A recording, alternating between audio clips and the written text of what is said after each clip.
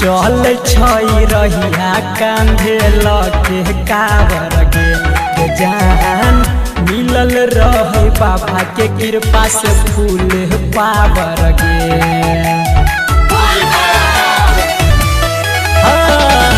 चल छई रहिया कांधे लगे कावर गे सोना मिलल रहे बाबा के कृपा से फूल पावर गे।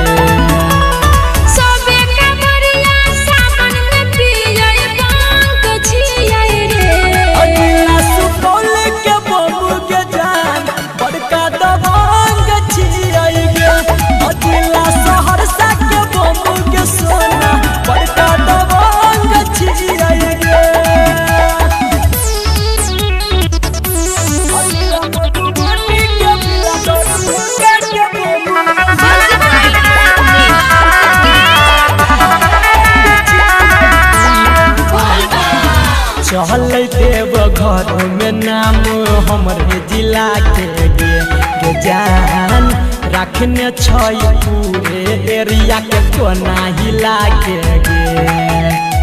देख हमरो जिला के पावर। चल देव घर में नाम हमरे जिला के गे सोना रखने छई पूरे एरिया के कोना हिला के गे।